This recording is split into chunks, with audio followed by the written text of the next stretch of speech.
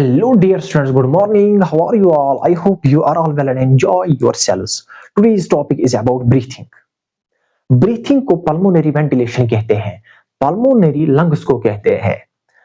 Two processes occurs in breathing: inspiration and expiration.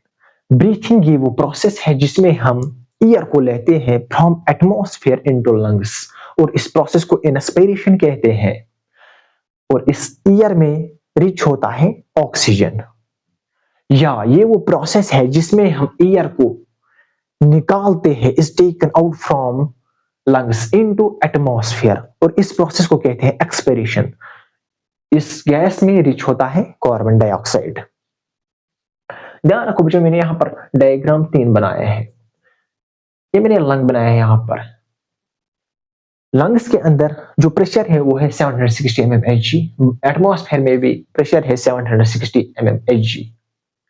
अंदर भी same pressure है, बाहर भी सेम प्रेशर है। इस कंडीशन में कोई ब्रीथिंग नहीं हो जाएगी, नो ब्रीथिंग।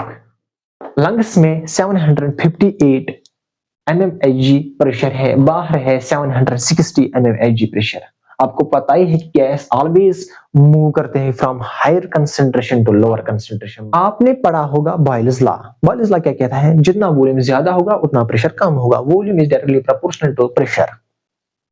अंदर क्या है? अंदर वॉल्यूम कम है, बाहर ज्यादा है। बाहर ज्यादा है तो गैस मूव कर जाएगी from high concentration to low concentration. और ये तीसरी डायग्राम है।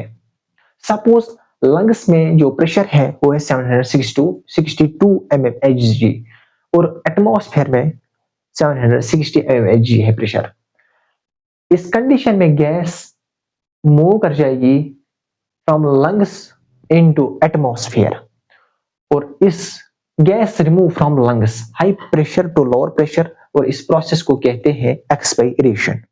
जब हम नॉर्मल इंस्पायरेशन करते हैं, नॉर्मल इंस्पायरेशन में हमें 2 मसल्स हेल्प करते हैं इंस्पायरेशन करने में। पहला है डायफ्राम मसल, दूसरा है एक्सटर्नल इंटरकोस्टल मसल्स। जब ये दोनों मसल्स कंट्रैक्ट करते हैं, कंट्रैक्ट करने के लिए इनको एटीपी की जरूरत पड़ती है, इनको एनर्जी की जरूरत पड़ती है। आपको पता है लंग्स पे 2 लेयर्स होते हैं, एक होता है पैराइटल प्लूरा, दूसरा होता है विसरल प्लूरा और नीचे से होता है डायफ्राम। करते हैं डायफ्राम मसल्स जब कंट्रैक्ट करते हैं then the diaphragm move downwards and it becomes flat from dome shaped.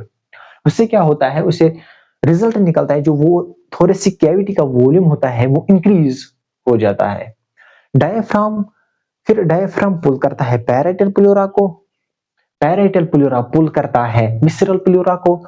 Obviously visceral pleura पुल करिएगा लंग्स को, फिर लंग्स स्ट्रेच हो जाते हैं एंटीरियर एंड पोस्टीरियर डायरेक्शन में। उसके बाद पल्मोनरी वॉल्यूम इंक्रीज हो जाता है और इंट्रा पल्मोनरी प्रेशर डिक्रीज हो जाता है।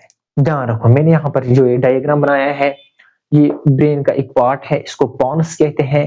पॉन्स के साथ ऐसे करके एक स्ट्रक्चर होता है, अटैच होता है ऐसे करके एक स्ट्रक्चर, इसे मेड्यूला कहते हैं। क्या कहते हैं? मेड्यूला। मेड्यूला में और एक स्ट्रक्चर होता है, इसको dorsal respiratory group of neurons कहते हैं। Dorsal respiratory group of neuron से जब न्यूरो इंपल्स आती है डायफ्राम मसल्स में और एक्सटर्नल इंटरकोस्टल मसल्स में, जब डायफ्राम मसल्स और एक्सटर्नल इंटरकोस्टल मसल्स में न्यूरो इंपल्स आती है तब डायफ्राम मसल्स कंट्रैक्ट करते हैं, डायफ्राम मसल्स मूव कर जाते हैं डाउनवर्ड्स। उससे थोरेसिक कैविटी का वॉल्यूम इंक्रीज हो जाता है और पल्मोनरी कैविटी इंक्रीज हो जाता है। एक्सटर्नल इंटरकोस्टल मसल्स में जब न्यूरो इंपल्स आती है उससे रिब्स और स्टर्नम मूव कर जाती है अपवर्ड और आउटवर्ड। और जब एक्सटर्नल इंटरकोस्टल मसल्स कंट्रैक्ट करते हैं, मैंने यहाँ पर डायग्राम बनाया है, ऊपर से एक रिब, नीचे से एक रिब, बीच में होता है इंटरकोस्टल मसल्स। जब इंटरकोस्टल मसल्स कंट्रैक्ट करते हैं उससे क्या होता है? उससे रिब्स और स्टर्नम मूव कर जाते हैं आउटवर्ड और अपवर्ड और रिजल्ट क्या निकलता है? थोरेसिक कैविटी का वॉल्यूम इंक्रीज हो जाता है। रिब्स और स्टर्नम पुल करते हैं पैराइटल प्लूरा को, पैराइटल प्लेरा पुल करते हैं विसरल प्लेरा को। अब हम नेक्स्ट टॉपिक में पढ़ेंगे डायफ्राम मसल्स और एक्सटर्नल इंटरकोस्टल मसल्स जब रिलैक्स करते हैं तब क्या होता है। आज के लिए इतना ही। Thank you so much for watching this video till the and.